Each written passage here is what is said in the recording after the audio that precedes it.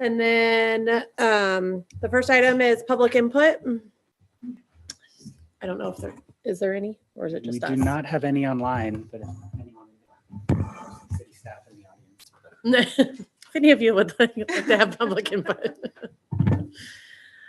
Okay, so then next is meeting minutes review.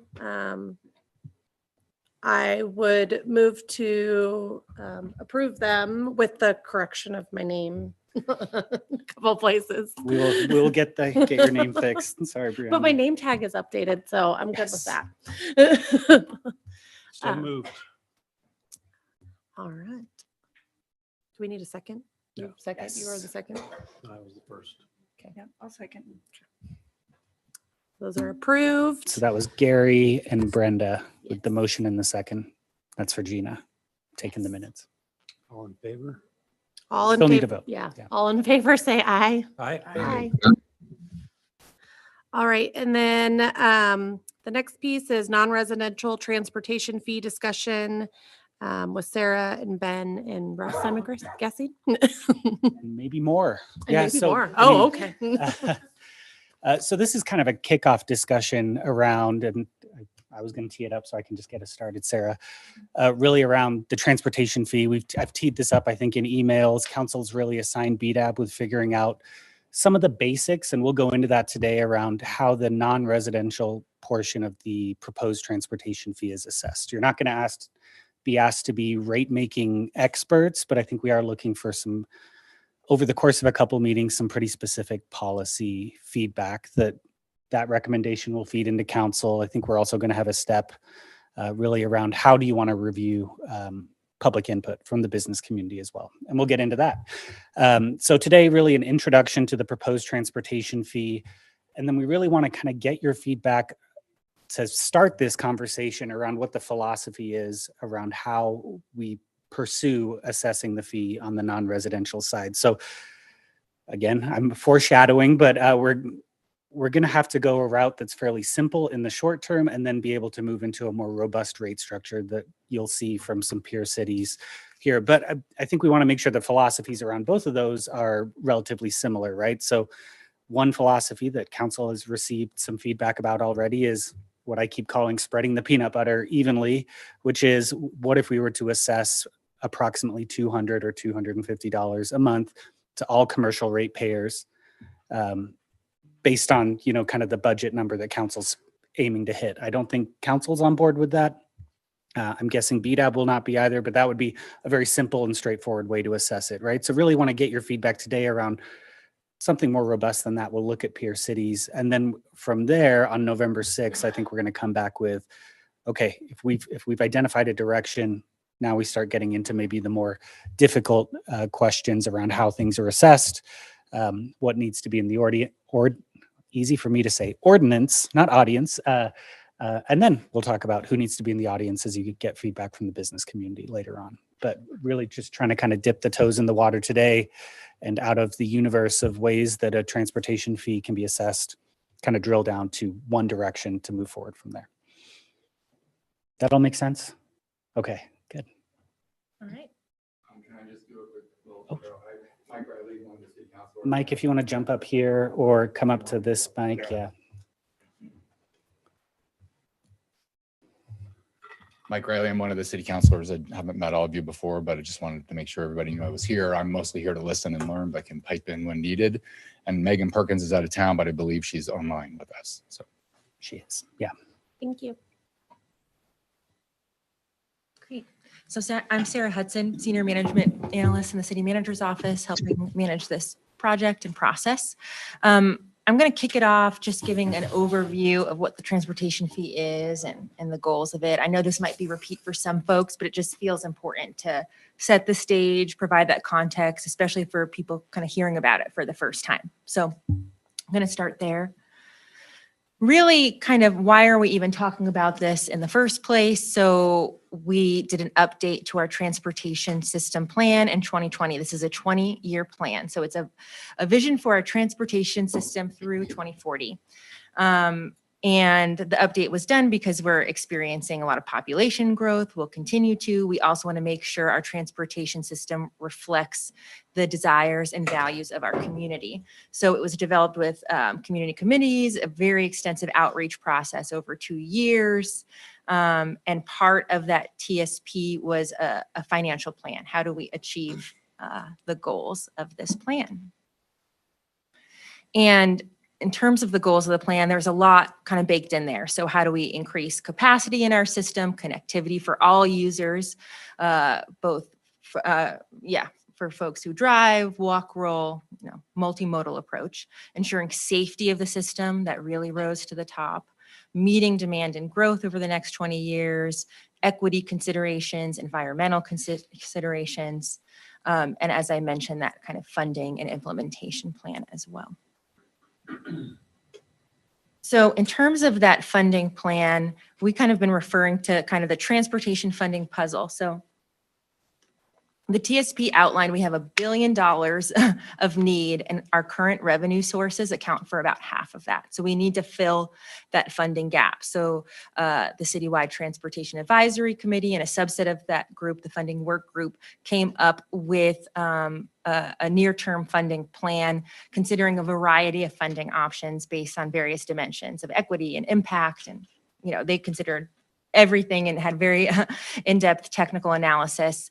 And kind of that first row of the puzzle is what is in that near-term plan. So we have the GO bond that passed in 2020, and that goes specifically toward capital projects. We have urban renewal funding. We're in the process of updating our transportation system development charge methodology. And now the transportation fee is the piece that we're talking about today.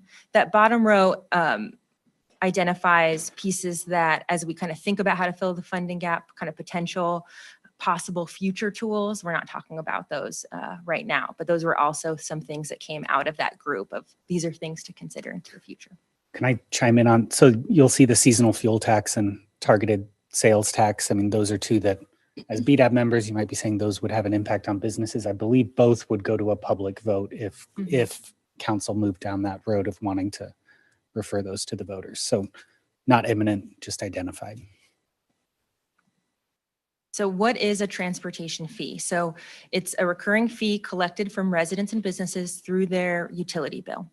So it's like a monthly sewer charge. And the idea is that users are sharing the cost of maintaining the road system and keeping that system operating at an adequate level.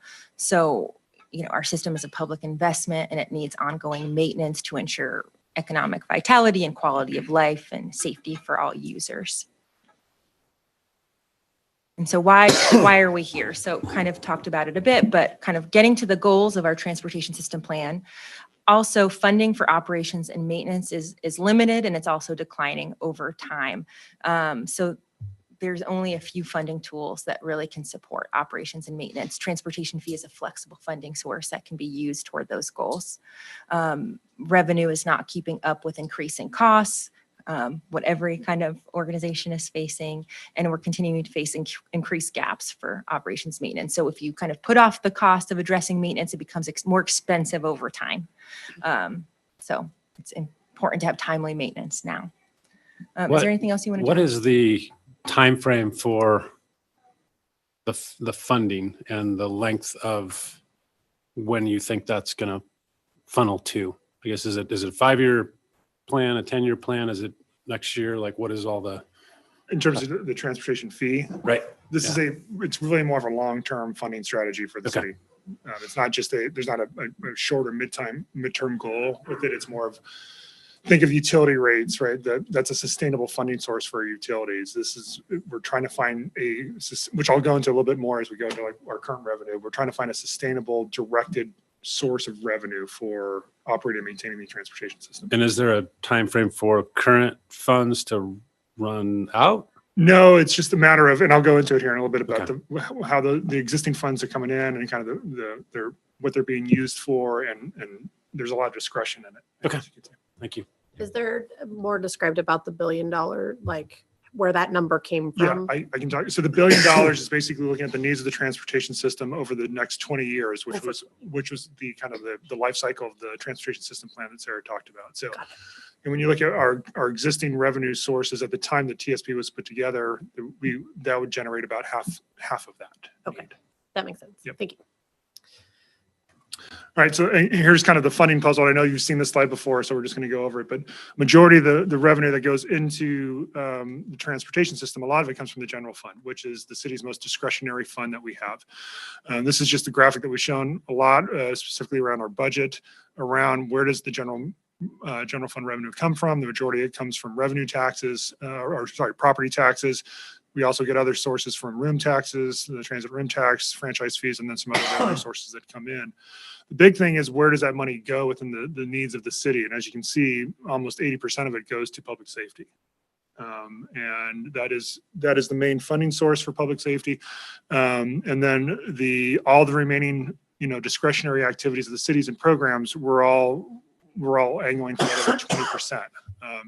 And streets has been a part of that. And the streets funding has gone up and down over the years, depending on kind of the priorities of the city, and other needs of the cities in terms of programs and things like that. So every budget cycle, it's always a discussion of, well, how much money can we put into housing, or can you put into transportation? And what we're trying to do, and it's becoming more and more difficult to fund the needs of the transportation system as well. So we're trying to find, how do we get dedicated revenue in there that we can count on year to operate and grow the system to the desires of what the community has expressed through the development of the transportation system plan.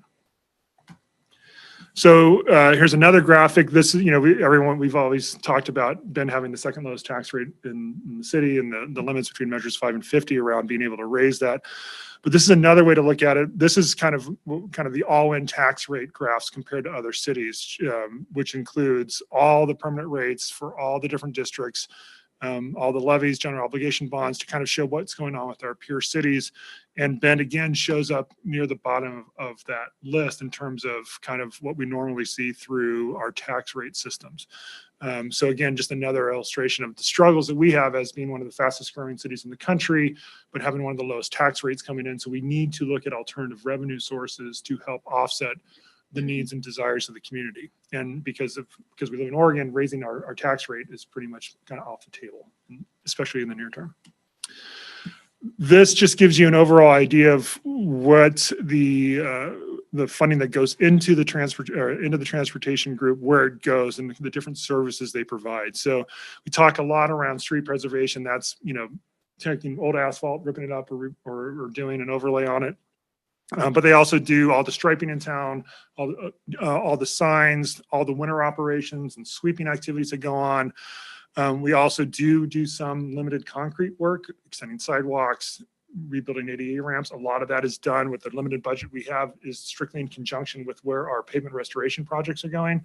So whenever you go through and you upgrade, or you do any type of preservation work on a road, you need to upgrade the ramps at that time. So a lot of times that's just kind of parallel work that happens. And then we also have a very limited amount of money that goes into our landscaping crews as well. But just then we have admin support and some engineering service that happens over in our transportation group. Is that admin support and support? Is that city staff, or is that like firms that you're hiring and ongoing maintenance? It's mostly city staff. We do have some consultants that do, like they go and they look at our streets every year. They do the surveys of the streets. So we have some limited consultant work, but most of it is just, standard kind of any kind of normal business operation, the administrative overhead that's needed to run a business. So what we're trying to do with the transportation fee, and the conversations we've been having with council and roundtable groups that you've probably heard about have been going on. There's been 3 of them, and Sarah can go into more detail on that if you have any questions on that. Is what we're trying to do with the transportation fee is really get that dedicated revenue in there to protect the investment that we have, and protect it in a way that is the most cost effective. Just like anything else, we'd rather, keep paint on your house than having to replace the siding. It's the same type of concept. So we like to do the appropriate maintenance activities at the right interval cycles to maximize that asset that we have.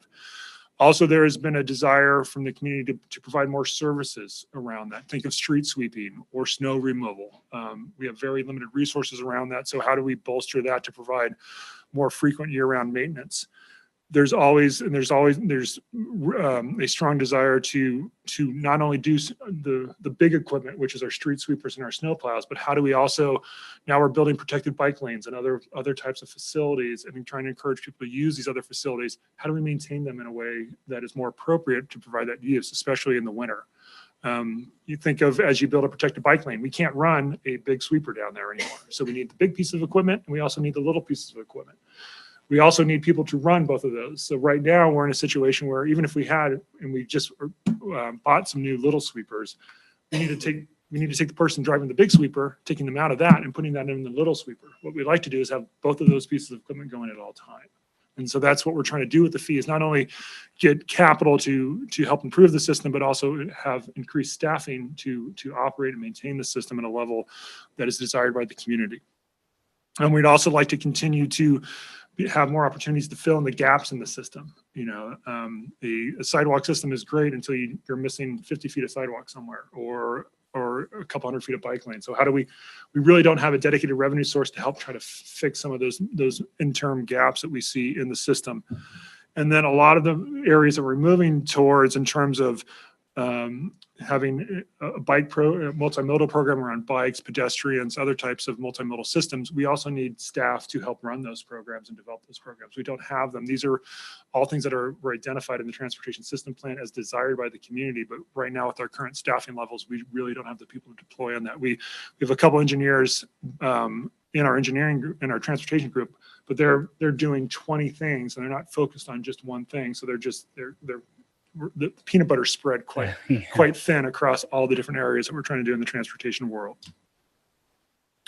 So a couple of just kind of illustrative examples of what this fee may help do is provide additional revenue and long-term sustained revenue to increase multimodal systems across the area, such as enhanced crossings at areas where, you know, schools, parks, things like that, to make sure that that people feel safer. That involves little pedestrian islands that you can put in the middle of streets, new lights, new ramps, those type of things to make those things safer, raised medians in some locations as well.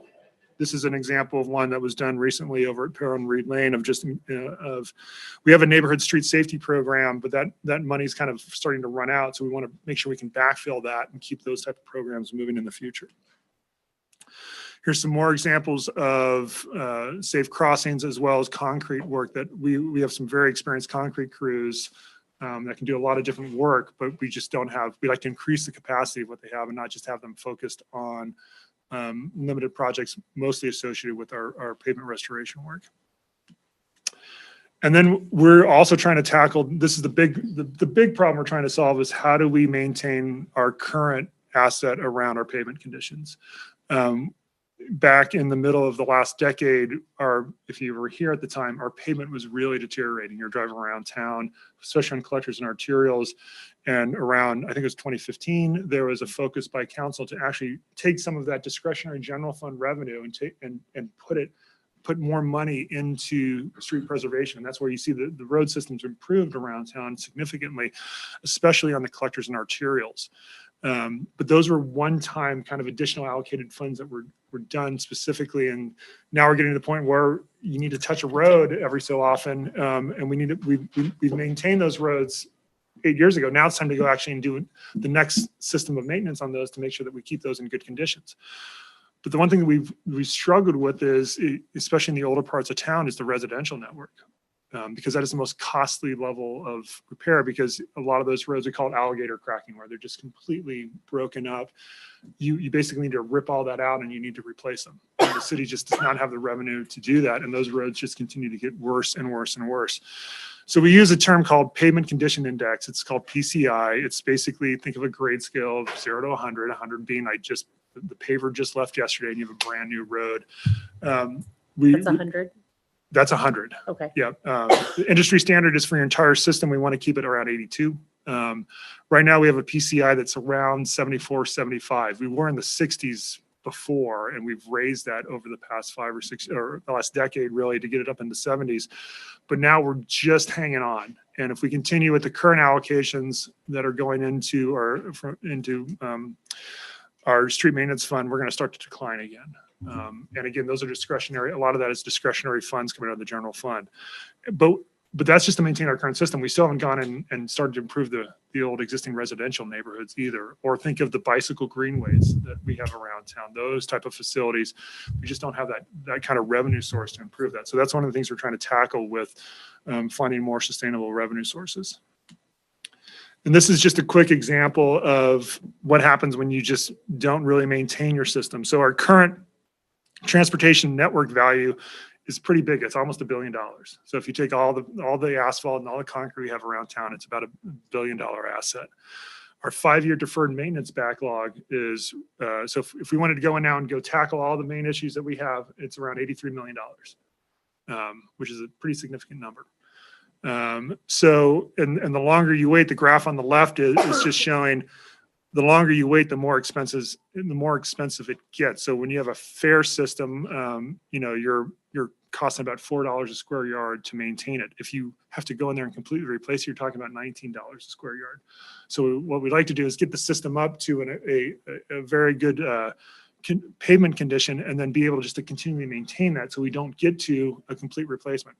So think of pavement, if you can maintain the system, you can go in and you can mill off the top layer of pavement and replace it instead of having to completely reconstruct the road.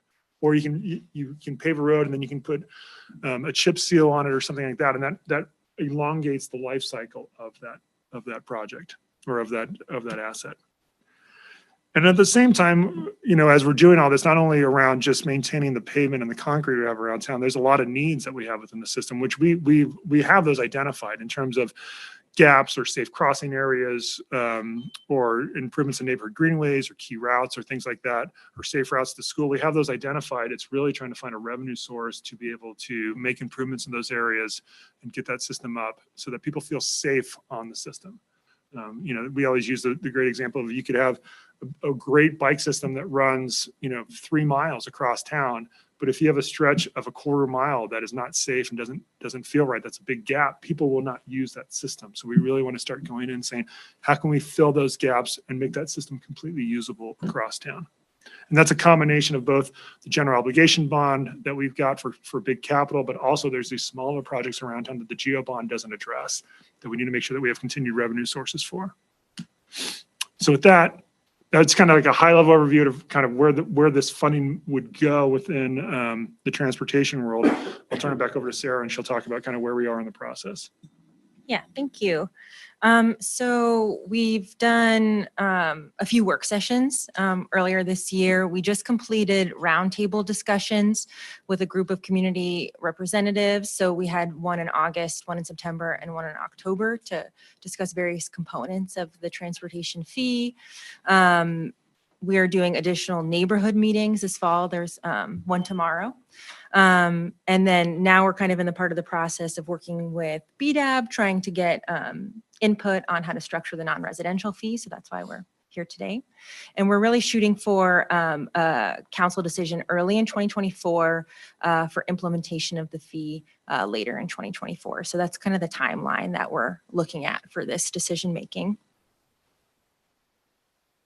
And then did you want to? Yeah, I can touch on this briefly. We've moved slides around and I can never remember where we're at now. So we really sidelined, I shouldn't say sidelined, but gave an off-ramp to the discussion around non-residential from the broader transportation fee roundtables into BDAB.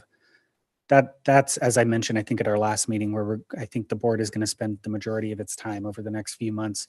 Really our goal is to get some feedback to council, some recommendations, feedback, however you want to frame it, by probably the first meeting in January.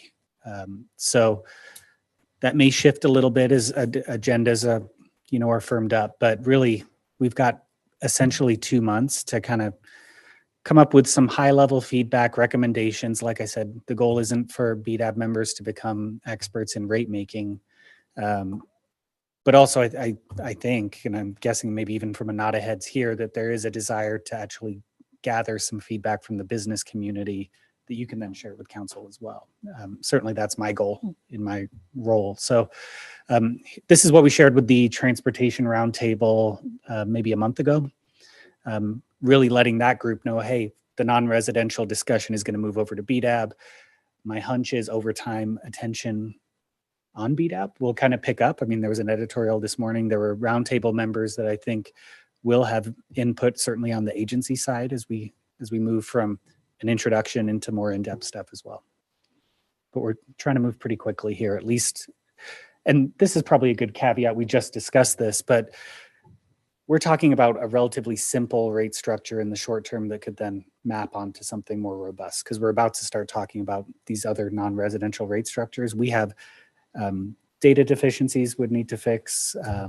We need to update our utility billing system for it to have a really robust structure. So as I alluded to earlier, really want to move into that somewhat slowly. And that's where the focus will be in the short term. And then something we share in terms of a first look at rate estimates. So this is pretty high level and draft, but want to kind of frame up what we're looking at in terms of revenue targets and what we're kind of looking at for both residential and the non-residential customer groups. So ultimately, kind of in the long term, looking at a $15 million annual how much revenue we collect, $8 million of which would be on the residential side and $7 million on the non-residential side. And that allocation is based on travel demand model of kind of how each customer group tends to have impact on the system. And what that kind of translates to at a high level is about $15 a month for a single family home, $11 to $12 a month for multifamily, so kind of anything that wouldn't be considered a single family unit. And then for non-residential, we've only kind of shared at this kind of if every account holder was charged the same exact amount, because as Ben was alluding to, we have kind of data to work through. And so we've been able to kind of provide that flat fee, but we haven't received indication that's necessarily where we'd go with it. But just to give kind of an illustration of what the impact would be if every commercial account was charged the same, you're kind of looking at about $215 a month. But as we want to talk about with this group is kind of like, we keep kind of saying it, like, how would you spread the peanut butter? We'll come up with other analogies too, if you guys get sick of it. And then in terms of assumptions and considerations baked into this model, so looking at roughly 38,000 city utility accounts, this also includes an assumption that about 2,000 accounts projected to qualify for utility billing assistance would be exempt from the fee. Or at a lower rate. Or at a lower rate, yes. Within this actual number, they're just taken out, but that's also kind of a policy discussion of should they kind of get totally exempted or would it be a reduced fee? But in the numbers you're seeing here. And then just kind of want to talk about, a hypothetical phase-in approach. So say something that's kind of been discussed lightly, but it would be subject to council decision-making is, would we phase this in over time? And so what that could look like is in year one hitting a $5 million revenue target. So that would be kind of talking in fiscal year. So by, I don't know, is that July 1st, 2024 to June 30th, 2025.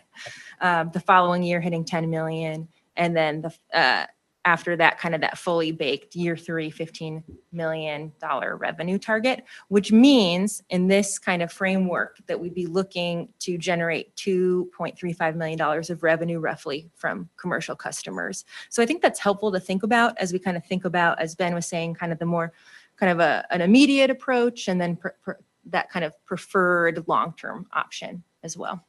Would that be achieved by like new businesses entering the market, or how are you? This would be charged to the existing non-residential accounts that are out there now, and then any new accounts that get made. So let me just put this in context a little bit so you understand, because what we're trying to do is kind of present the problem statement that BDAB really needs to work through over the next couple of months, which is, okay, how would we generate if we're going to, there's been a lot of talk about potentially phasing in. So we just kind of came up with this hypothetical example of how would we generate $2.35 million in this first year of revenue starting July 1st of next year, which means we need a very, in order to get that implemented in the utility billing system, we need a very, called a simplistic approach to it, in which we'll talk a little bit more.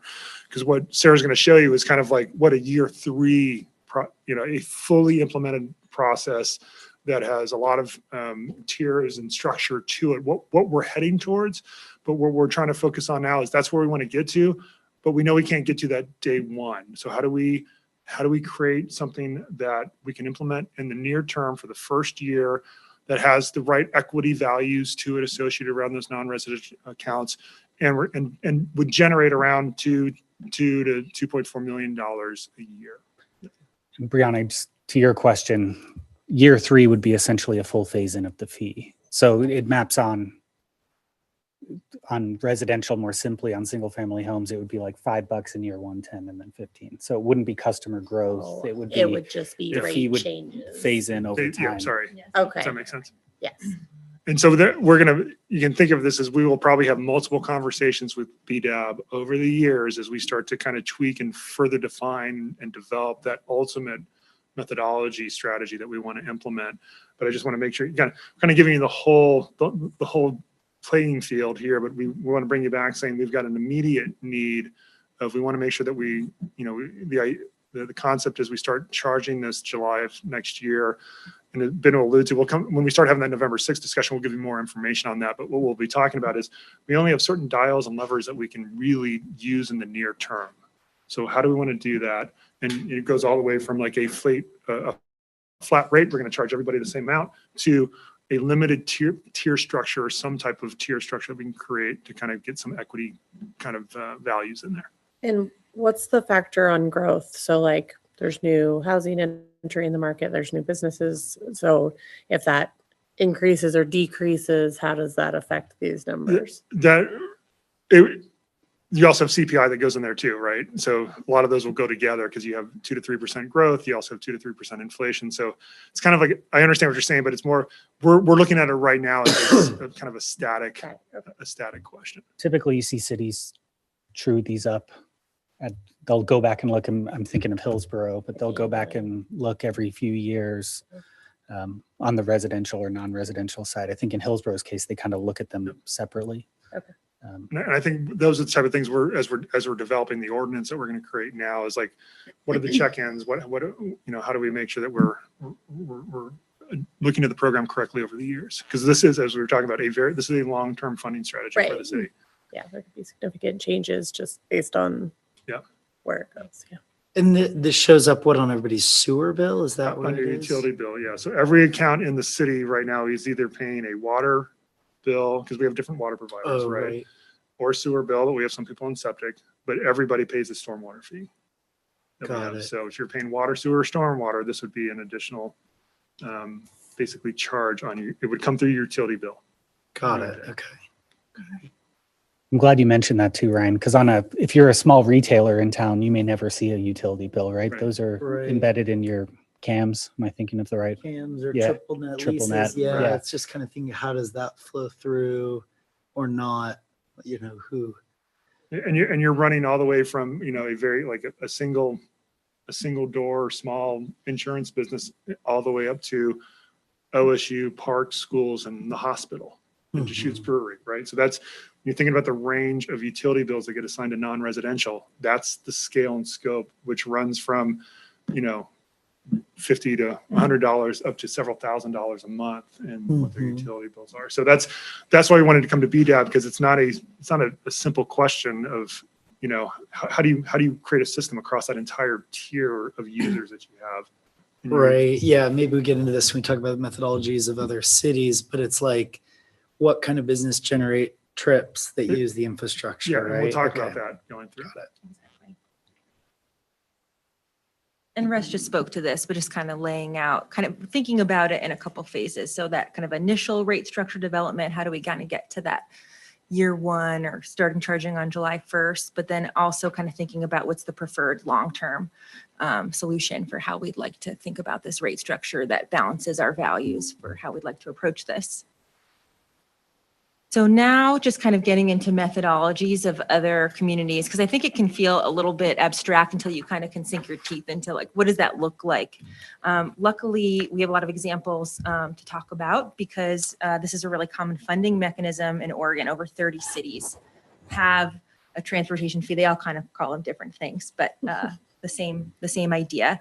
So this is a sampling of cities, and this grid kind of shows how each of those communities approach this. So let me kind of talk through a bit. So kind of on one end toward the left, you kind of get a flat fee. So this would be the simplest to administer, but there's a little bit less equity to it. So it's every account charged the same amount, which is kind of in our example earlier. It's like if every account was charged the same, it would be X.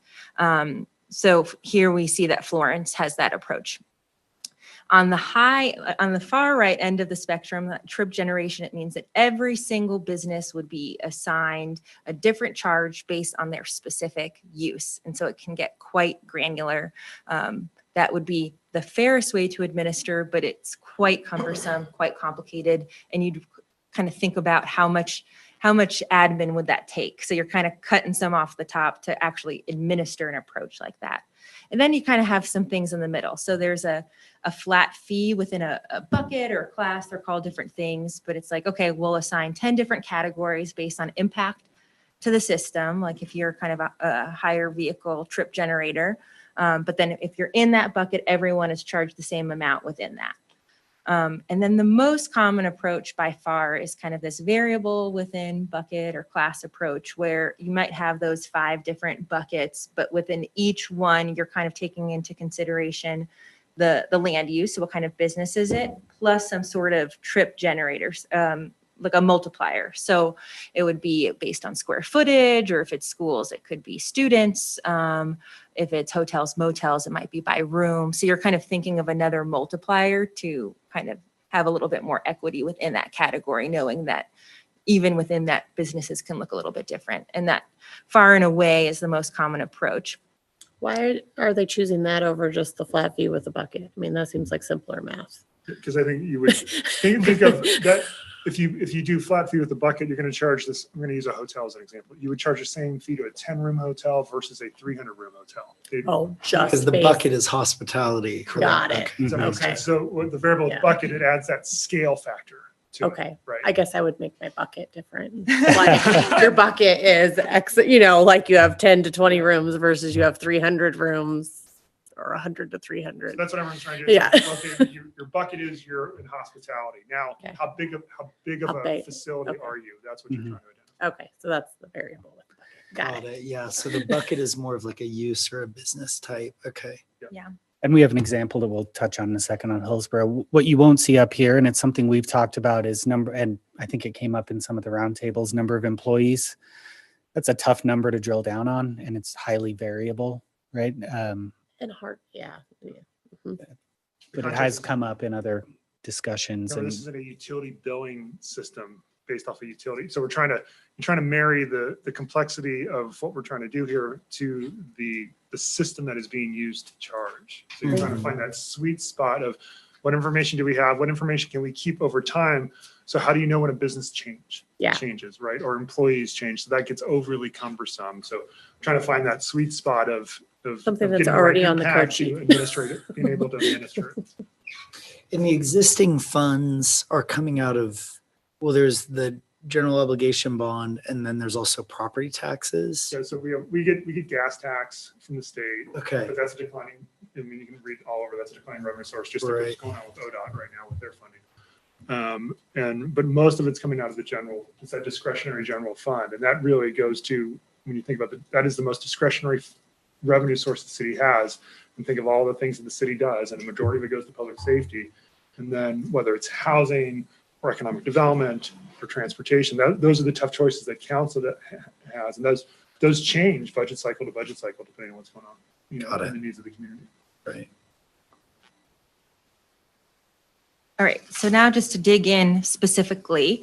So here's an example from Hillsborough, how they structure their non-residential transportation. They call it a transportation utility fee. So they have a base fee of $8.20 for all industries. And then they have 7 bins, but there's 6 square footage based categories. So on the lowest, you get 27 cents per 1,000 square feet. And so these are uses that tend to have lower impact on the transportation system. And kind of the data that's kind of the prevailing source of truth is the ITE manual, so Institute of Transportation Engineers Manual. So it's technical analysis that kind of maps impact to different types of business uses. And then on the highest rate of those 6 bins is $37.50 per 1,000 square feet. And these are things that are higher trip generators like fast foods and convenience stores. And then they kind of have this catch-all or a trip-based category to capture uses that don't kind of easily fit into those other 6. So these could be kind of large-scale land uses, parks. I think hotels and motels are in there. Hotels are in there. passed over. Universities are in there. I think it's number 7. It's what they, page number 7 in there is kind of where it details it. So the engineering manual you just mentioned has, so somebody's gone and figured out what impacts roads. Yeah. So like semi trucks to this degree, cars to that degree, snow to this degree, that kind of thing. Think of it, it's the basis of what the big transportation demand model is for the cities. So what we use to analyze the transportation system and develop the transportation system plan. It's also kind of the same data set that's used for a specific development. So if a development comes in, that's I'm going to be a 40,000 square foot retail center, you can go in there, get a specific kind of rate of how many trips is that going to create per 1,000 square feet. And then we use that to determine impacts on the system and what their mitigation needs to be for impacts on the system. So you're kind of using that same methodology and same data through this entire swing of how do we run the transportation model from 30,000 feet? How do we look at it from a new development at a street level, individual project? And then you can also look at, okay, it also tells you, well, what's your impact to the system? It doesn't get into semis versus things like that, but it really tells you like, well, you're going to generate, that development's going to generate 100 trips on the system in the peak hour. This one's going to generate 5. Got it. And go ahead, Brianna. I was just going to say, I don't know what, well, we say 2020, but the rates that are like equaling in here are all significantly lower than that target rate that you had. So I'm just assuming that the numbers of these examples are going to be a lot higher. Yeah, and they differ. I think I would just caution you not to pay too close attention because every community is going to be different depending on their other funding sources, what they're trying to achieve with their fee. So some are just doing maintenance, some are also doing capital. It's pretty flexible funding tool. So there's going to be variability on the exact numbers. So I think we're more trying to illustrate the various methodological approaches. Yeah, I was just thinking about getting input in your to share this example. Somebody's like, oh, $50, that's not that big of a deal. And then it ends up being $250 or $300 per month. That might affect their business a lot more than.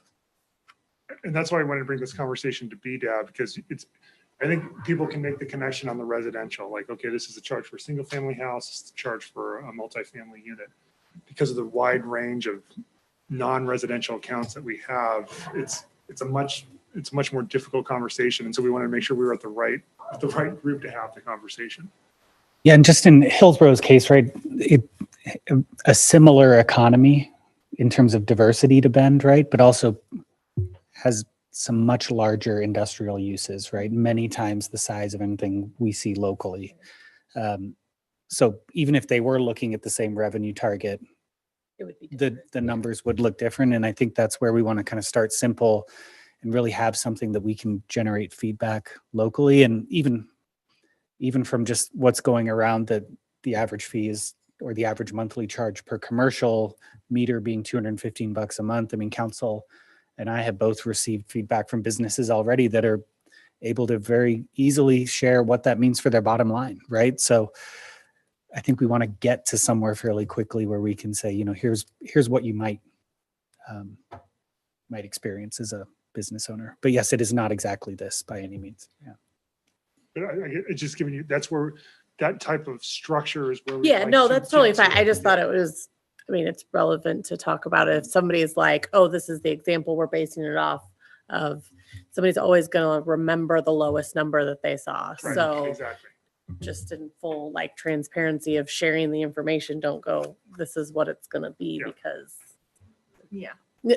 Really, Hillsborough just has the best website and communications around their transportation utility fee. I mean, some of them you really have to enjoy reading code to learn how it works, right? But they've done a good job, and probably a model for whatever we come up with around how to explain it, how to get that info out there. Here are just a few more examples to kind of illustrate the various approaches. But Lake Oswego, their street maintenance fee, they have 3 assessment categories. So communities tend to vary in the number of bins that they have. Oregon City has, you're assigned to 1 of 5 bins based on type of use and square footage as well.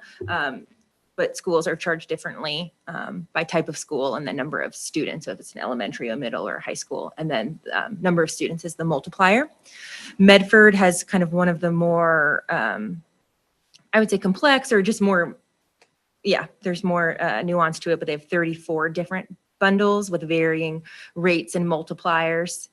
If you do like reading code, that's a fun one to go through. And then Sherwood does it differently. So they go off equivalent surface unit. So that would be kind of that impervious surface area.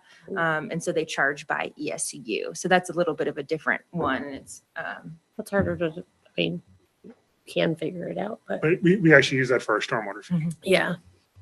On the utility, so the utility, on the You'd utility already bill, have that's how your stormwater fee is calculated. It's basically off the impervious area on your site. And so in terms of consideration, so this was, I think we presented this at the September roundtable, but yeah. just things to think about in terms of, again, how we're kind of spreading that fee across the very, very different types of commercial accounts that we have in our community. So thinking, you know, the simple versus a detailed approach. And if we are more detailed, what the implications would be for the implementation and the staffing and the timeline of it. If it's a smaller business, as Ben was saying, you know, the impact of their total utility bill. Some businesses will feel this more than others. Those non-standard assessment approaches. So talked about it pretty briefly, but you know, schools charge per student, gas stations by pump, hotels and motels by room. Those are pretty common, but not everything uses a square footage based kind of assessment. There's also businesses that don't pay property taxes here, so they wouldn't be contributing to our kind of GeoBond dollars, for example. And then just thinking about high trip generators. So things like convenience stores, fast food restaurants, bars, dispensaries, hotels, motels, and short-term rentals. So just various things to be thinking about as we kind of think about how to structure this. And as Russ was saying, it's, you know, it's not an easy problem to solve, but these are kind of things that we kind of have in the back of our minds. And when we brought this to the roundtable, I think their biggest concern was equity across the non-residential side, right? I mean, understanding that the impact of St. Charles on the transportation system is different than Smith Rock Records downtown, right? To pick on a business I like. So how to break that up was of interest to the roundtable, but our response was, hey, we're going to move this conversation over here. And we can probably jump to the next slide, right? Unless Councilor Riley, if you have any feedback on those qualities as well, or the values that were discussed at the roundtable. There's a lot of concern in the community about making sure that overall in our approach to transportation funding, visitors are paying their fair share. And so that's, I think, the way we would do that is somehow through some of what's already up on the board up there in terms of the types of businesses that are primarily visitor serving. A significant portion of their revenue is coming from businesses. So that's just a broad community concern discussion. Great.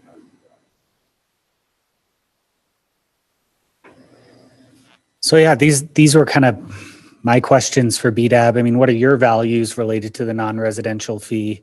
Are you intrigued by looking at some sort of bucket-based, more equitable system, or is anyone sitting up here right now saying, make it simple, just $215, $200 and whatever dollars, I'm trying to not be super exact, to every commercial meter, which creates its own concerns and issues, right?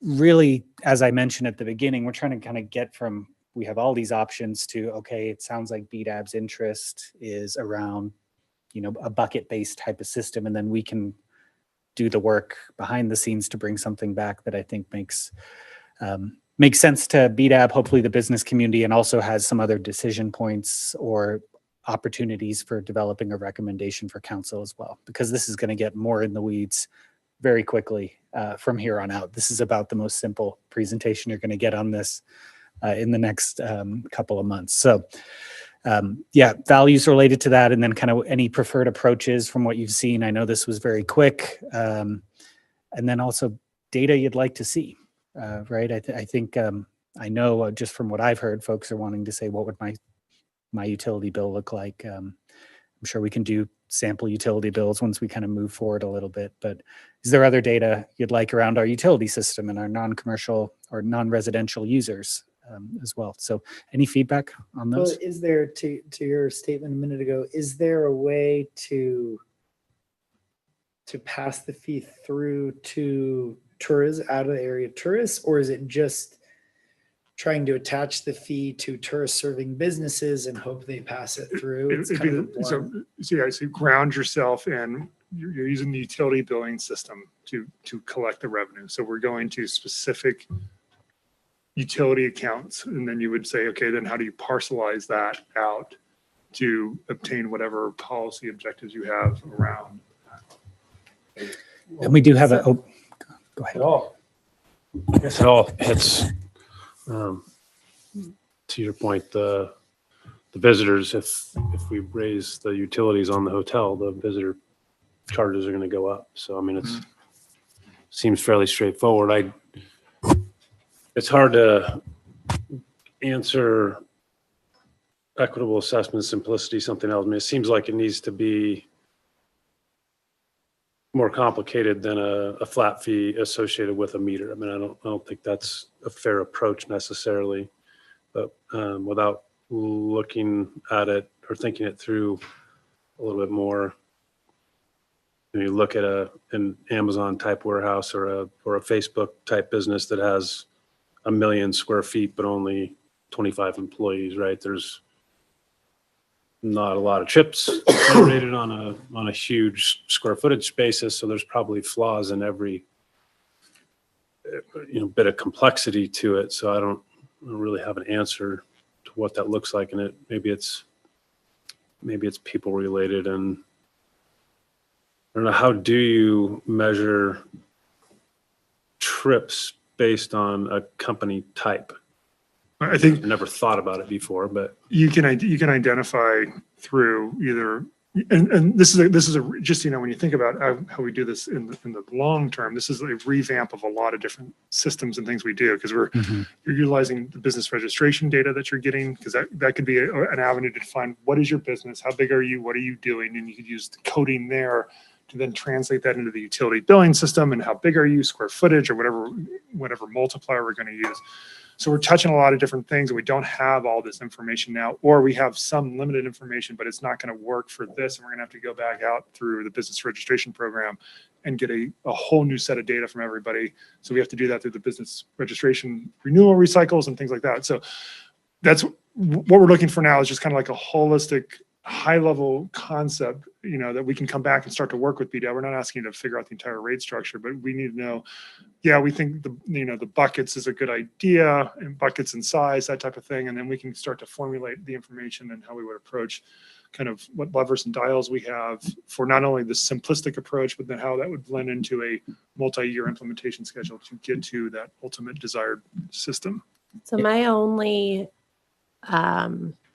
pro for a fixed fee, just to be a little bit of a devil's advocate, is that it's less administration, it's less rework of the systems, it's more dollars that actually go to the improvements that you want to make, instead of spending it on time trying to figure out what piece of information are you taking from what form to charge X amount to. So like if there was a way to quantify that you can use those dollars to do more improvements than administrative services and round that out across it, I think you could get to an equitable solution. But I think on the surface level, it's very hard to see that. And this variable bucket makes a lot of sense. And I can see why a lot of jurisdictions went that way. But I think there is something to be said that we keep making things more complicated and we keep making them more expensive because of it. And we're not actually solving the problem that we're trying to solve, which is to improve the infrastructure.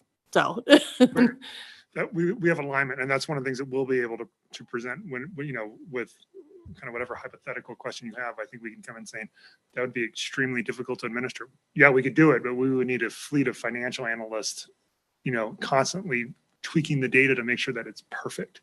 So we're trying to find that nice balance point in there of, yep, there's going to be some administrative costs definitely to do this, but where's that equity and administrative cost and overall benefit? Where do all those lines cross? And that's what we're trying to find. Yeah, and I don't have it in front of me anymore, but I get the feeling from looking at Hillsborough's that they kind of created that option 7, that trip generation, as the off ramp for any sort of use that would become very hard to quantify, right? Like an indoor shopping mall, right? With a bunch of different uses in there.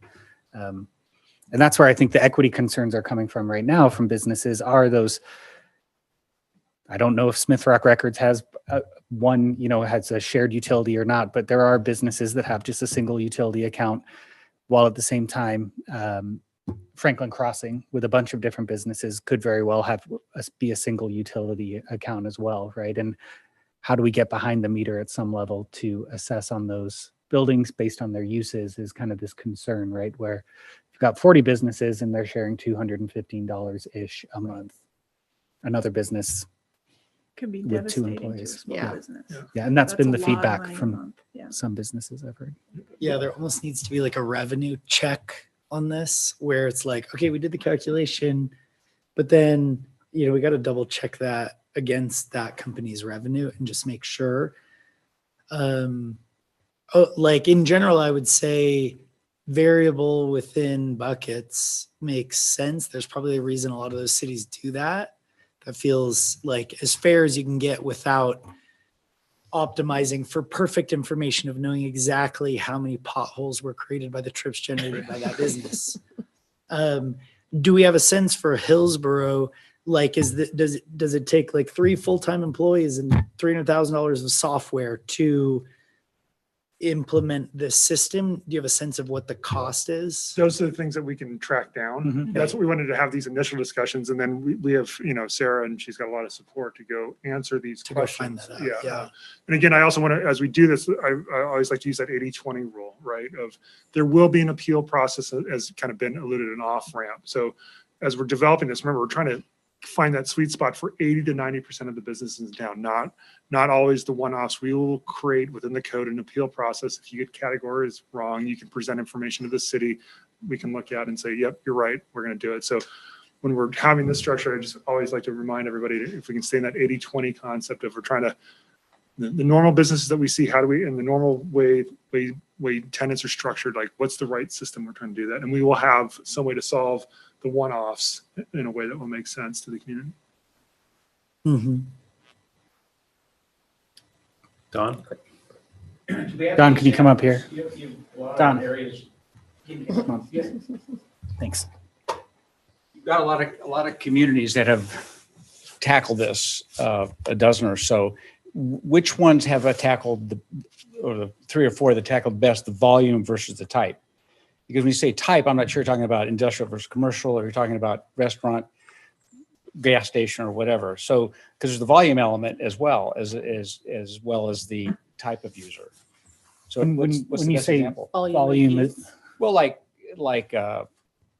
some of the hospital with thousands of employees, that's going to have some clinic down the street, which is the same type of use, a bucket, if you will, but a completely different volume. sure. And I think that's where, and I didn't print out enough because it's kind of long, but just so everyone's clear, it's a type and then a multiplier, right? So a type multiplied by square footage. Typically how cities do it, there are some that do a type multiplied by a trip ratio as well or something like that. But for me, I equate it to like building code. There's, different buckets and you're drilling down to get to the specific use, and it's usually filtered enough that you're specific. A clinic versus a hospital would be different, and it looks like there's Yeah, variables you also in think here. like the, Hooker Creek, delivering $100,000 loads all day long, just huge brewery with, 40-foot semis full of Right. loaded with beer. what's really Weight? impacting. You going with that's weight? heavy, yeah. Well, no, yeah, I'm just like, I mean, you look at, I mean, Hooker Creek's got an office about this size, but their actual use, is probably has a higher impact on our systems, right? So Yeah, how Amazon warehouse or FedEx, just same concept, right? Or you could have someone that they just have 5 people come in there and they're just, they don't have the deliveries that these other systems have. So it's trying to capture, Yeah. that's where the buckets come in to try to categorize. not that I'm trying to drive the cost of beer up. I'm just, For the record. We need that for everything, all the inflation. Jeez. Any other feedback? I know we're kind of using you as a sounding board instead of a decision-making or recommendation-making body at this point, but Yeah, just what data is available in the business registration system now that could be leveraged? good question. So the business registration data, I mean, we have business type, location, it's geotagged. We do ask folks, I think, in there to list their number of employees, but the issues are, it's sort of a general intake, right? It's not validated. About 6,700 businesses in there right now. We just switched to a system with CityView where you actually had to put an integer for your number of employees. Before you couldn't sort because someone might have written 8 out as a number, someone else spelled it out, or spelled 2, TOO, which was in there a few times as well. So it's self-volunteered data. Same with the NAICS codes, which are North American Industrial Classification System codes, kind of a roll-up code for all sorts of businesses, so you can classify them. Since it's volunteered, it's not 100%. And that gets back to what Russ was mentioning earlier, that if we did want to go down that route, I think we could get a general picture of what our kind of industry makeup is as we start talking about buckets. But it's not something I would sort of bet my. Yeah, there's going to need to be a data collection exercise Yes. to make it happen. So you don't have that square footage data. We don't, but the county does, right? And that's something that we'll bring the data folks to the next meeting, but we think that one could integrate fairly well down the road, and it's validated at some level, right? But the business registration data would take at least a year from once we were like, we have got this dialed in, to rotate through all 7,000 businesses to get them through there and renewed. Yeah, is there some kind of, with the ramp up rollout, is there some kind of thing like Hillsborough has a flat fee, $8, a flat fee that's initially rolled out because it's so easy, then the data is collected and buckets are rolled out, and then by the 3rd year it's like buckets and then variables within the buckets? That's the exact conversation that we want to have with BDAB, and I think that's what Okay. when we come back to that, it's in November 6th, I think it's the next That's the meeting. next meeting. We, again, going back to the immediate problem that we're putting in front of BDAB is how do we collect that $2.3 million in with very limited dials right now to get to that, and then we can build, then we say, yep, and after that, we plan to move towards this more robust system, but we don't need to solve that problem now. We need to solve how do we generate that amount of revenue and be able to implement that in our billing system within 6 months. Mm-hmm. That's the Which almost seems like, maybe flat fee within a few buckets, then flat fee within more buckets, and then variable fee within the more buckets. So, start with 10 buckets, then go to 20, and then go variable. because we can give you, I mean, just hypothetically, right, real quick, we can give you examples of, we can do a flat fee. The information we have available to right now is we do have the equivalent, like the impervious area. We have that data now. We could use that data in the interim to get the scaling factor somehow implemented in there, knowing that it's not going to be perfect. And say, yep, but in year You'll 2, have people zero escaping. Yeah, They're all then perfect. we'll Impervious refine that surfaces. further, but at least we're out of the gate with a system that is trying to address buckets and scale in a very simplistic form, and then evolve that over time. Mm-hmm. That's really what that next kind of like November meeting is really going to be about. But we want to make sure it's like, is that the direction that BDAB wants to take, both in the near term and the long term, and then we can come back to you with more specific information. We just don't want to start off on go down a road that no one has interest in. Yeah. How's the Yeah. feedback been on just change in process? I have an assumed answer to this, but I figure I'll ask the question instead. So like all these new methodologies, fees, processes that the city's implemented, whether we do that. So if we did a staggered approach, it's going to continue to evolve. So as soon as somebody gets comfortable with it, then it's changing. Is it better to just do it and say, this is the way that it's going to be? And then you don't have this continued, well, I thought it was this, and now it's this, and now I have to fill out these other 5 things, and now you're asking me for this information, and ending up with more frustration versus just like, let's get in and get it done and move on. I think that gets to, I mean, we included next steps on here, but how you all would like to receive feedback as well, right? We could have a listening session.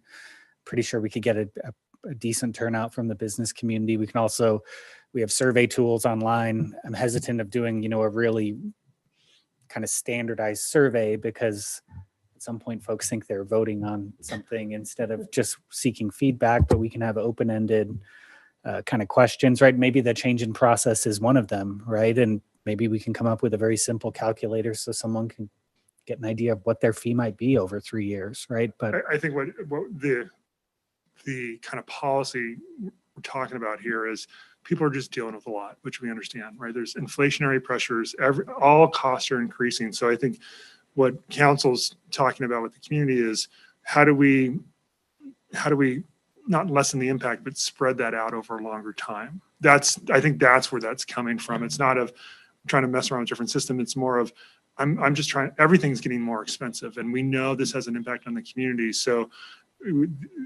and we know we don't, we want to do all these things, but we also know we can't do it. It's just too much to come out of the gate and say, we're going to do it all tomorrow.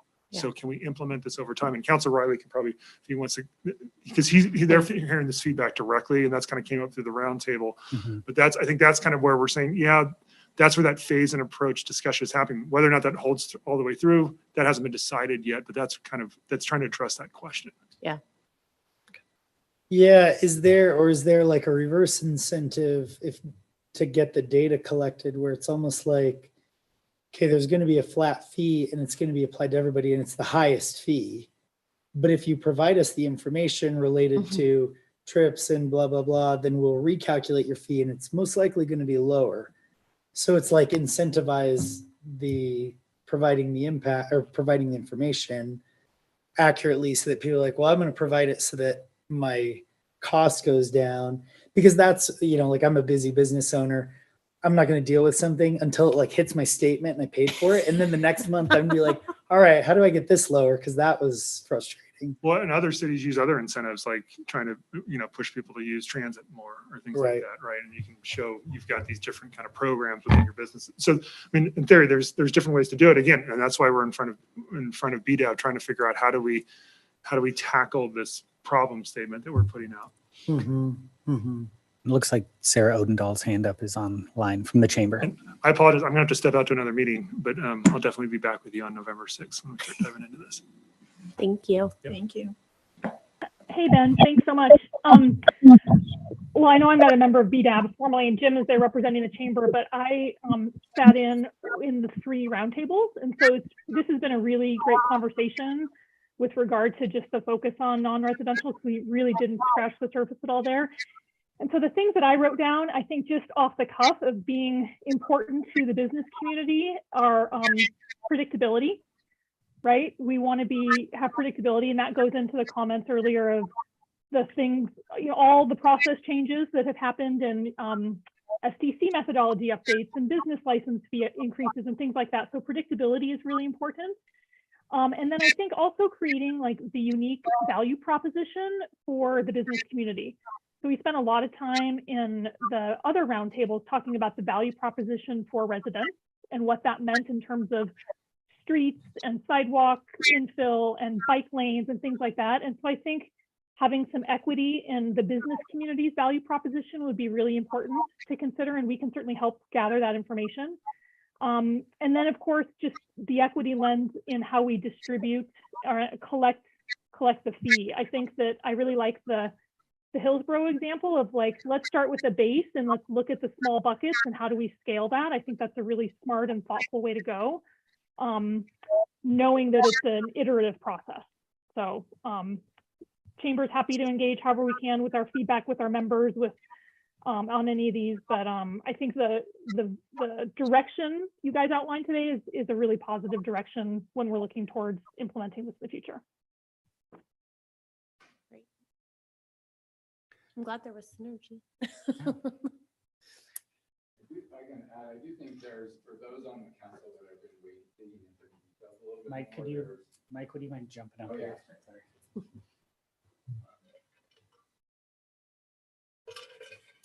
I mean, I'm not speaking for the whole council because we haven't deliberated on this specifically yet as a group, but for those who've been digging into it a little bit more, there is interest in, to the extent that we can, and it's complicated because of the data and how much we're going to collect and all that. So, you know, what you're talking about kind of, if I'm hearing this right, about this kind of middle road that has some categories and some kind of multipliers based on scale or impact. There's an interest in trying to make this as parallel as we can to the SDC approach, which really looks at impact on the system. You know, it's partly how we got the 53-47% split between the two broad categories, right? So how do we extend that same approach into the utility fee as well, knowing that we maybe can't get quite where we would like to be, and certainly not out of the gate.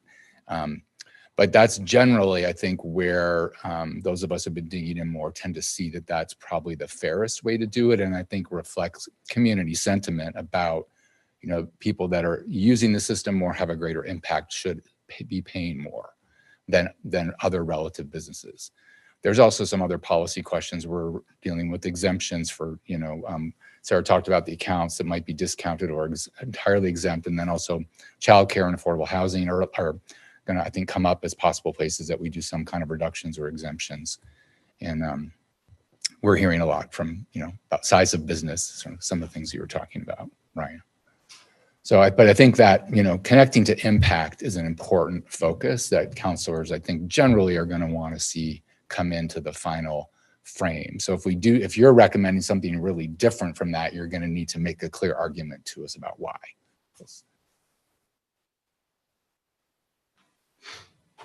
Everyone's looking down here. So, I mean, I think this was pretty high level discussion.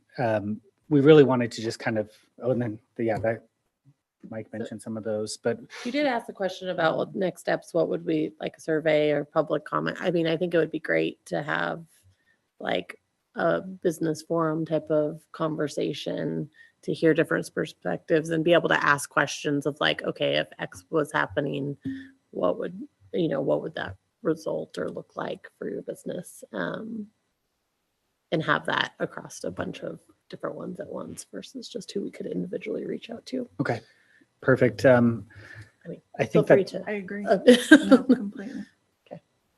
so I'm thinking, well, first, let me just make sure.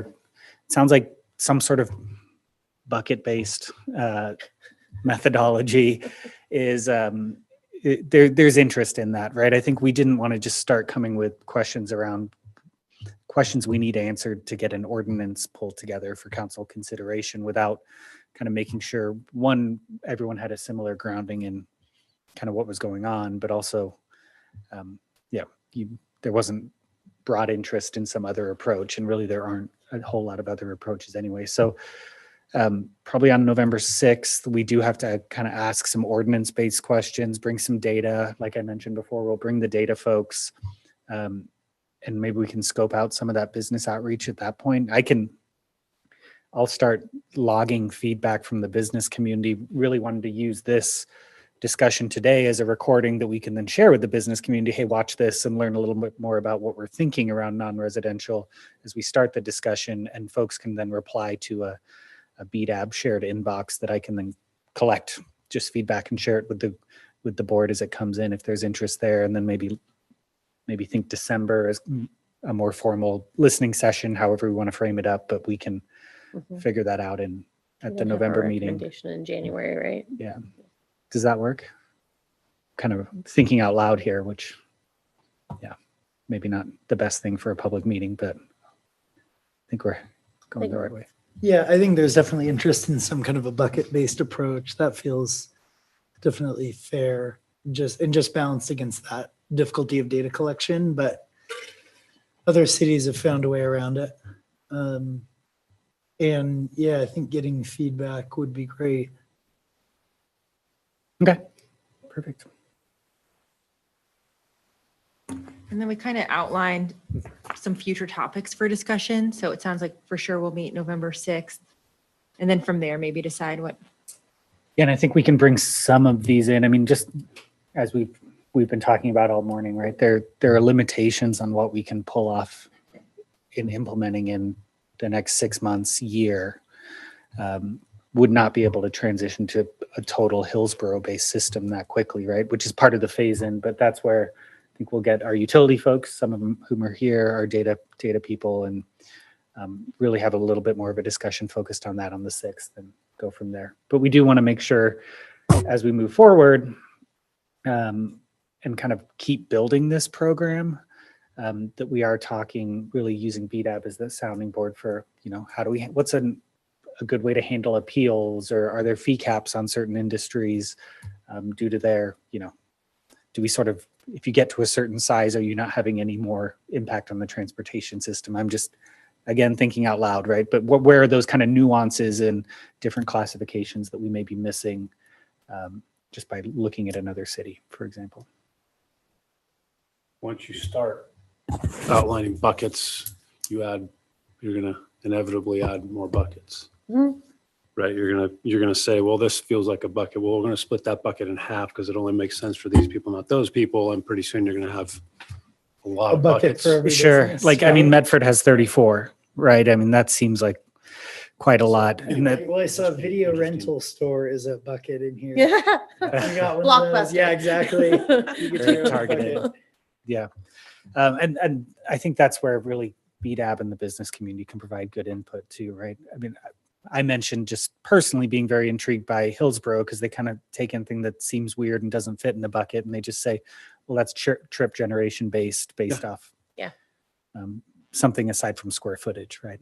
And maybe that's something that, like, on the staffing, so like if it's 3 staff, whatever the number is, and then if you said, oh, well, we made it X more detailed in our buckets, that's another person, or it's going to push those people over.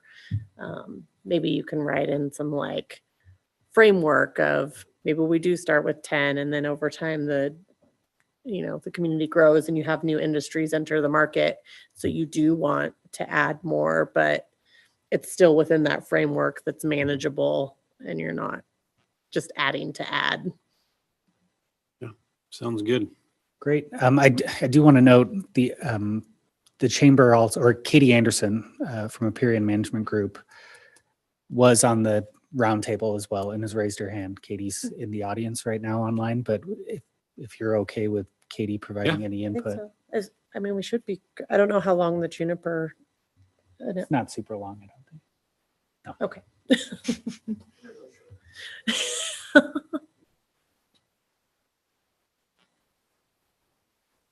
Right, Katie, you should be in there as a panelist.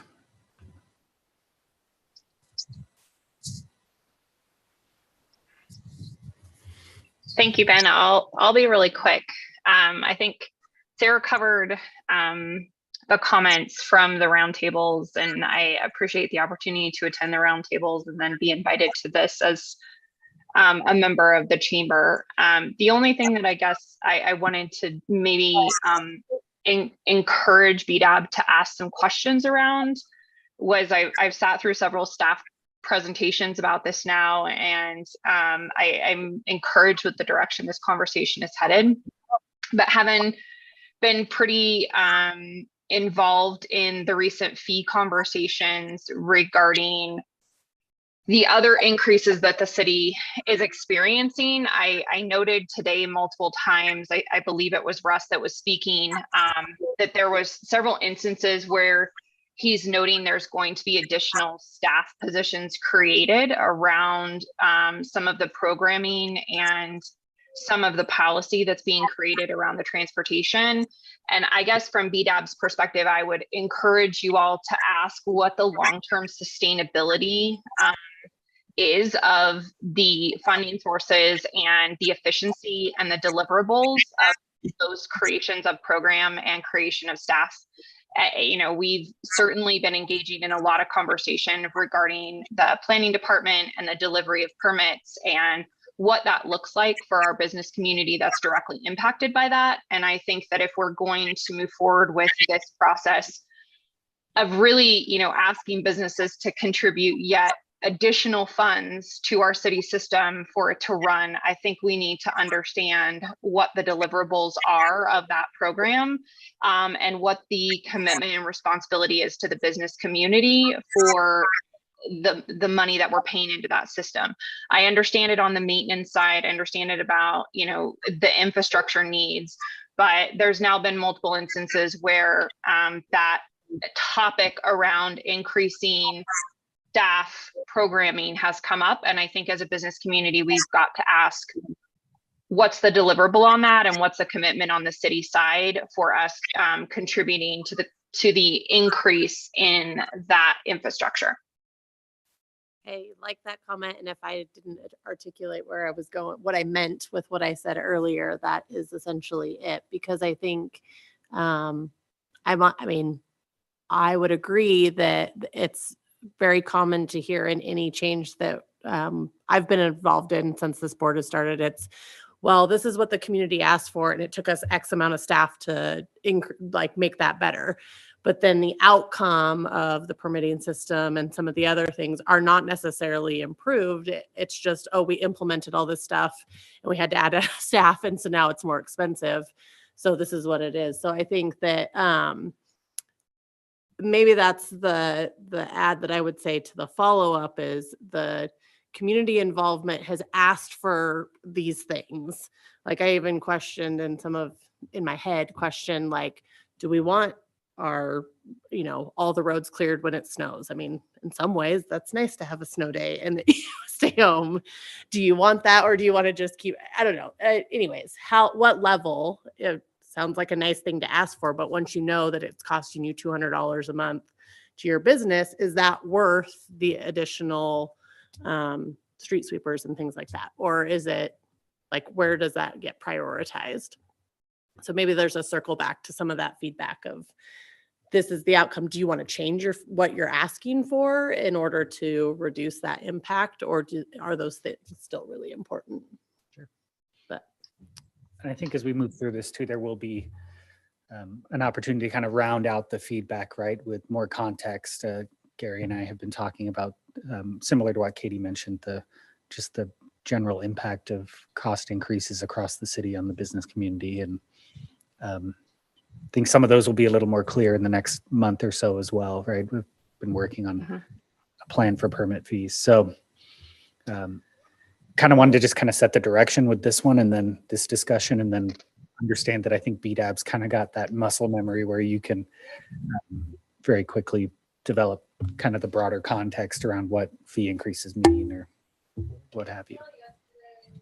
To that, to both of those comments, there's definitely a cost to managing this system. Do all these cities that do it run internally with W-2 city staff, like full-time employee city staff, or is it outsourced to like a third party that takes 1% or some percentage off the top and manages it all for a fixed kind of fee for the city? Just could we find out how it's managed by other cities and figure out what the best way is too? Because just solving every problem by adding more staff doesn't always work, but so that'd be a great thing to understand.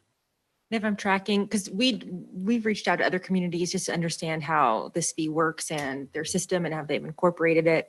And it seems like really a lot of these communities have had a fee like this for 10 to 20 years. So it's just kind of baked in and pretty absorbed now. So we're at the front end where we're kind of figuring out those pinch points and kind of learning how we will do it. But now it's like you kind of see they're in the flow of it. And so from communities that I've spoken to, it really seems like they have staff that absorbs that, but we could do additional research just to understand kind of that administrative piece more.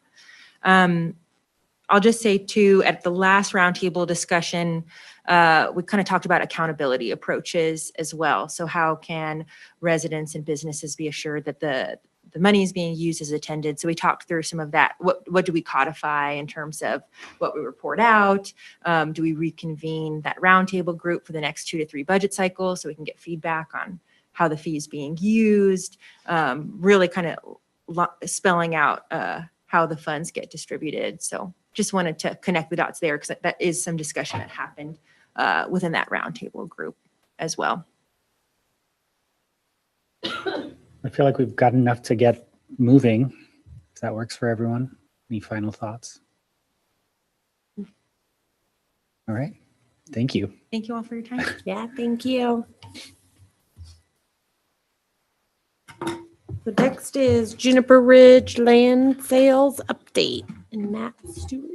If I can just tee this up really quickly. So the saga of Juniper Ridge land sales, really in a good way. I mean, back in 2017, as we started running up against demand for land sales in Juniper Ridge outstripping the lots that we had carved out as the master developer in the area. I framed that totally wrong, but as that demand changed, it was really BDAB that jumped in, came to council and said, hey, we need a plan for Juniper Ridge going forward. There have been years of conversation since then, and Katie, who spoke just now, actually chaired a board that Matt was hired to staff after BDAB's discussions, but a number of changes, and kind of this ultimate one is the city's shift in philosophy from a master developer at Juniper Ridge to a patient landholder that moves land to market when there's a demand out there. And that's what Matt's been working on. But after having a really in-depth conversation on code and the path forward for a transportation utility fee, I thought this might be a good reminder too, that there are these other bigger, long discussions that do result in kind of changes to the way the city addresses certain business community needs. And I think this is kind of a successful one. So it's like a palate cleanser after the last one for you. All right. Good afternoon, everybody. My name's Matt Stewart, the real estate director. Glad to see Katie on here because, yes, she was instrumental. So I guess she'll be my biggest critic with this presentation today, make sure I'm moving on the same path they asked. Apologize, kind of lost my voice. Was at the Ducks game this weekend, so trying to get exciting. Let's see, here we go. So I kind of work through real briefly. Ben gave an intro to the work plan that kind of sets up this work. I'll talk about high level, why we're doing it, kind of the development goals that we hope to get out of it. I'll talk about some of the work with the CC&R amendment that we currently have out to vote.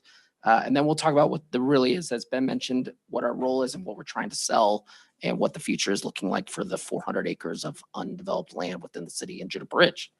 And then I'm happy to answer any questions. So as Ben mentioned, the work plan really originated out of BDAB and at their recommendation created the Juniper Ridge Management Advisory Board. And they were kind of tasked with going through everything that we had on docket for Juniper Ridge. So CC&Rs, the code, our disposition strategy, design guidelines, everything, and kind of making recommendations of how can we fix this to sort of accelerate development and actually address market needs. And quick reminder is when this was originally done back in late 2000s, we were very much focused on kind of more of an office tech park, biotech. There were also, Oregon State was probably going to move there at one point. There's a lot of discussions around what this looked like. And as the market has evolved, we've really seen more pressure towards flex industrial space being a need for Ben businesses, not so much kind of the office tech that we originally thought. So we kind of have a mix between that. So at their recommendation, we created the Juniper Ridge work plan. And what that, we kind of divided that up into 3 phases of work for staff to do over the next 5 to really kind of 10 years. But we've been moving progressively through that. So we've revised the employment sub-district use table and expanded on the types of users that can be there. Again, kind of incorporating more of the flex industrial type users that we see here in Bend of the businesses that are expanding. We went ahead and created a new way for us to plat land. This is something that was kind of mimicked in Portland with their large lot industrial. This allows us to plat land without having to build all the infrastructure, and really kind of put these large tracts up and allow developers to come in, subdivide it further, build the necessary infrastructure to our code, and then be able to sell off those individually. This was a big step for us to make because us doing individual lot developments was really a losing venture. A, we couldn't really decide what size lots to be. It was really difficult to get. And then C, it was just really expensive for us to kind of put that up. So this reduces the amount of city allocation we need to put in and kind of puts the onus on the market to move forward that. And I'll talk a lot about that at the end here. We've been in discussions with ODOT to remove the IGA, which is a trip count that was tied to it. It hasn't really been a factor, but it is something that developers look at as kind of a potential encumbrance onto the property because it does limit the amount of development you could have based on your vehicle trips. A lot of that is going away with the North Corridor improvements around Cooley and US 97. The other thing is looking at was reducing the CC&Rs. That also includes some design guidelines. So we're going to reduce that and currently have that to vote today with the owners of land currently in Juniper Ridge. So that is out to vote, and I'll talk briefly about that. And then, of course, platting the lower half and kind of getting this out onto the market. So we are hopefully here in the next few months being able to check all the boxes for phase 1 and 2 and be moving into phase 3, all within hopefully one full swoop here. So again, really our development goals, we have very little inventory on industrial. So that's really primary. A is trying to get this to market so we can actually start addressing the supply with to meet the demand. Allow private development into the market. They can move a lot more quickly and adjust more effectively to market changes, generate revenue through land sales for the city of Bend, but also importantly, this generates TIF revenue. The quicker we get this into private hands, the quicker the tax rolls actually end up in our pockets, the more we are able to invest with the developers in some of that infrastructure using tax increment financing, urban renewal / TIF. And then we are looking at incorporating affordable housing. There's been some legislative updates that allow for affordable housing to be constructed on industrial land when it's adjacent to residential zone land. So this is an area, so we look to kind of incorporating a mixed kind of community or some type of having some sort of workforce and affordable housing up in Juniper Ridge.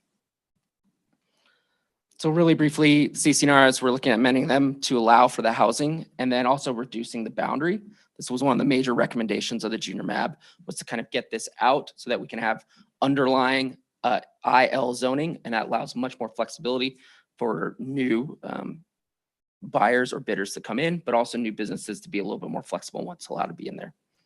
So we go from 306 acres. Again, we've only developed 75 in the last 15 years. So we're going to reduce that to about 125. And again, I'll explain the colors here in a little bit, but this would allow most of the land to now go back to underlying light industrial zoning. Hopefully that allows flexibility. Any future developer then can apply their own CC&Rs, create their own sort of sub-district or master plan overlay on it. That gives a little more flexibility as we look forward to the future.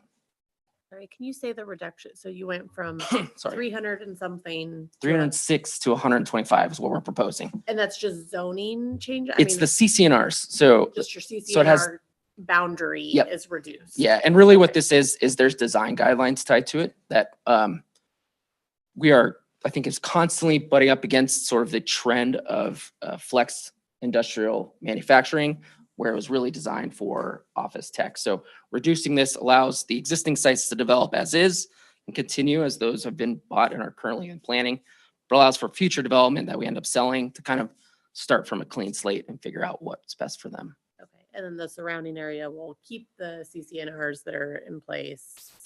Only in this dark red would have CC&Rs. Everything else would be light industrial zoning. Got it. Okay. Nothing would not have anything on top of it Not- restricting it. Yeah. Okay. So what we've done is create sort of 8 large tracts of land. And we're currently in the final platting stage right now. It should be submitted. Hopefully have that done, and I'll walk through a schedule here in a second. The dark purple you see, about 35 acres, kind of down in the corner near the turquoise, that is going to be the future public works campus for the city of Bend. That's actually currently under construction right now. And that's adjacent to Pacific Power's new regional headquarters. They're just to the west from that. The light purple in kind of on the west boundary is what we've identified for affordable housing under the SB 8 initiative. And then the green area at the north is what we're kind of holding for the future.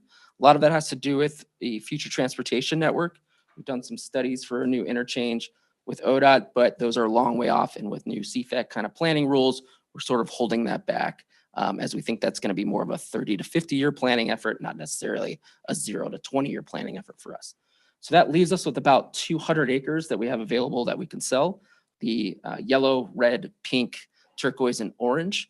We're probably going to do a phased approach. We'll bring 100 acres on at a time over the next year or so. So we'll bring 2 lots on, work through that with the development community, get our agreements and infrastructure in place, and then bring the remaining 100 acres on. And we try to stagger the size to sort of address different needs. So a large individual users could use that 20 acres or the 14, whereas a more master plan type developer who's looking to build out might be looking for the 75 or the 80 acre piece. So where we're at in the process, we've got the vote out for the CCNR. So hopefully we'll know here in November if that's been approved, and that will reduce the area. The tentative plat's been approved. We've got the final plat currently in review and hoping that will be completed and recorded here in January. We're currently working through the RFP process. So we'll be meeting with council here in November and in December. November during executive session, December we'll have open public hearing to surplus the property, to actually announce that we'll sell it. We'll go through a competitive bid RFP process, hoping to have that out on the streets by mid-December or before the end of the year. Have that open until the end of January, and then spend February, March, and then hopefully by April be awarding those first sort of RFP contracts and purchases. And that's sort of it. We've got more information on the Juniper Ridge land page if anyone's interested.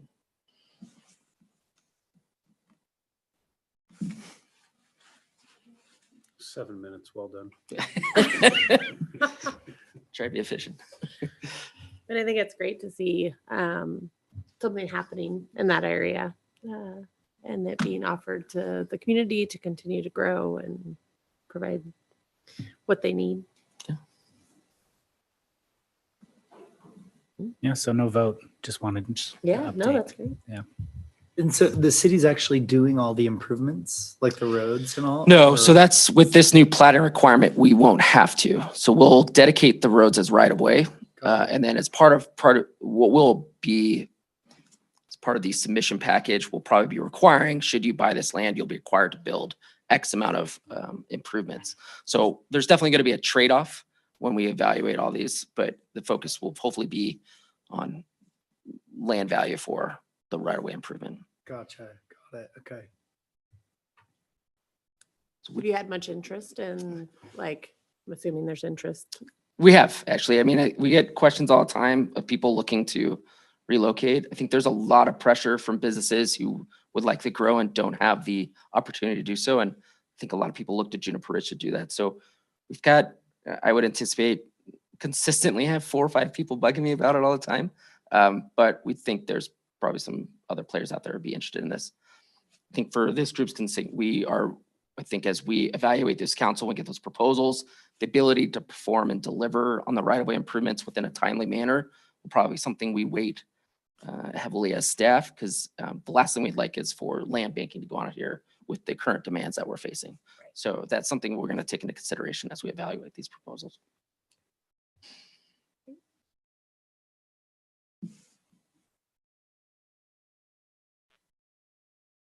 All right. Thank you. Thank you all. Community. Yeah, just I was gonna say community committee, maybe opening. committee Not openings community and recruitment. openings. Yeah. So just a heads up, we have 2 openings on BDAB. So Kelly Kersley will not be continuing for a second term. She's had some changes in her career trajectory in a good way. So we have 2 openings. Applications are being accepted right now. At bendoregon.gov/committees. They close a week from today on Halloween at 5 p.m. So if you know anyone that might be a good fit for BDAB or the Core Area Advisory Board, Human Rights and Equity Commission, Landmarks Commission, which I only learned what they do after seeing all the stories about the U.S. Post Office development or the old post office downtown. So an interesting one if folks are really interested in historic preservation, they have an opening, and then the Planning Commission as well. So super simple, single blanket application. Anyone can jump online, along with sharing the video of today's discussion around the transportation utility fee. I'll be plugging that on our newsletter as well. But if you know anyone that might be a good fit, please let them know. And then in another recruitment update, so we are down to the final candidates for my replacement as business advocate. We're going to be interviewing those folks on the morning of Friday, November 3rd from about 8 to noon, including deliberation. So we'll have a staff panel and we'll have a community panel. If there are any BDAB members that would like to participate, I know that's a pretty big time commitment. But I got grilled when I got hired, so I'd love to have some folks there on the panel from the committee, and I'll share that via email as well if you can't make the decision right now. But You said that's only 3 hours? it's 8 a.m. till about 8 to noon, 12:30, depending on time of I deliberation. did one, I think it was about 8 hours, so that's. Yeah, we won't. Yeah, no 8-hour. Yeah, so it's I'm being a little cagey because I don't want to say how many final candidates we have, although anyone can do math pretty well. So yeah, it's essentially the morning of November 3rd, and we'll try to get folks out. So if that appeals to you, just shoot me an email.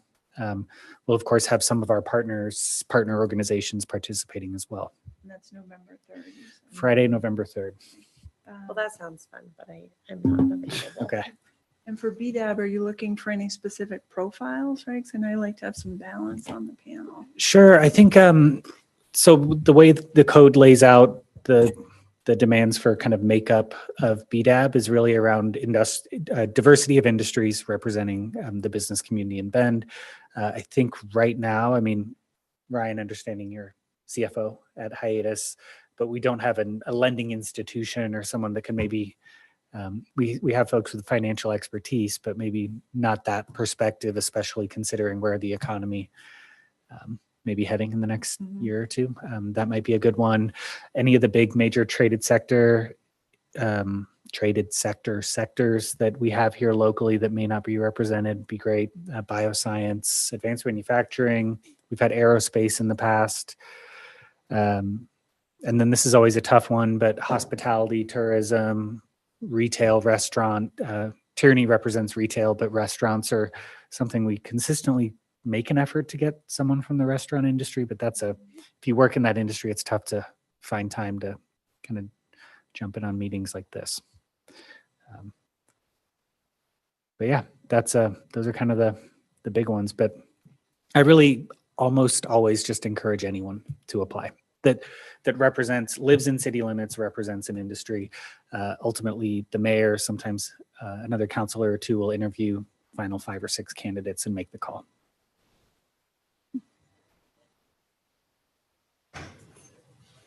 Any other questions? No? Okay, sorry.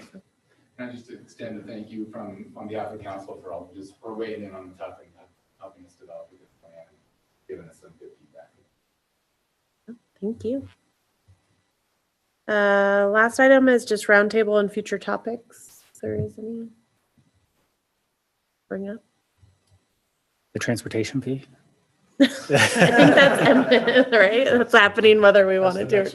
I think that's going to be the next couple. But if you do ever have ideas on updates or things you'd like to kind of daylight with BDAB, we always include that on there because I don't want to be the one dictating your agendas. Although in this case, council did assign you this work around transportation fee. We've talked kind of offline a little bit about it, but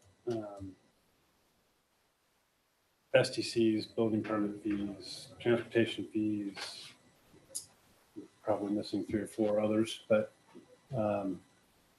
being able to put some of that into a layman's document that says if value of a project is $100,000, what is the effect kind of downstream of all this fee increase on a consolidated document?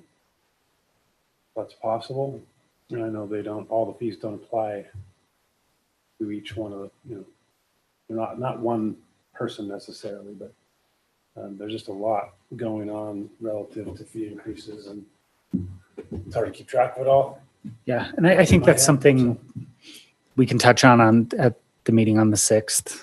I was hoping to cover it today and we weren't able to get to it, but I know, but it's a lot. There's a lot yeah, still going on. So. And you're going to be asked to weigh in on or provide feedback on a number of those changes as they kind of work their way to council, SDCs, and that methodology being another one. So can there be a timeline? I know in each one that we've voted on, there is a timeline of when they're implemented, but as a refresher, I mean, I don't remember that. Yeah, I don't Sure. remember that part. Like, are they all overlapping or are they staggered over the next 5 years? I don't remember.